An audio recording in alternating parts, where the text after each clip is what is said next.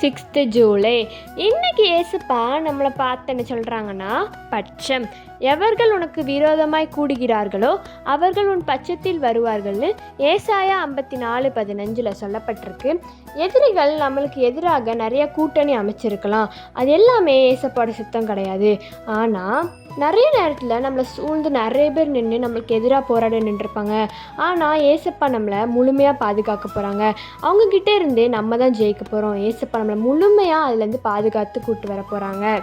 இனிமேல் எதிரிகள் நம்மளுக்கு விரோதமாக குற்றம் பண்ணுறவங்க நம்ம பக்கத்தில் வரமாட்டாங்க. எப்படின்னா அது நம்மளோட பலத்தால் அல்ல, ஏசப்பா நம்ம மேலே வச்ச கிருபையினால். எத்தனையோ பேர் இந்த நாளில் இல்லை, ஆனால் நம்ம இவ்வளோ நாள் வரைக்கும் உயிரோட பாதுகாப்பாக இருக்கோம் அப்படின்னா அது ஏசப்பாவோட இதான கிருபை. நம்ம ஏசப்பாவுக்கு தினம் நன்றி சொன்னாலும் அது பத்தாது. ஏசப்பாவுக்கு நம்ம நன்றியாக இருக்கணும். ஜெபம். அன்புள்ள தகப்பனே, இந்த நாளை காண செய்த கிருபைக்கு நன்றி அப்பா. அப்பா, எங்களுக்கு விரோதமாக எத்தனை பேர் எழும்பினாலும் நீங்கள் அதுவும் எங்களை யாரும் எதுவுமே பண்ண மாட்டாங்க ஏசப்பா. ஏன்னா அது எங்களோட பலத்தால் இல்லை ஏசப்பா, உங்களோட கிருபையினால தான் ஏசப்பா.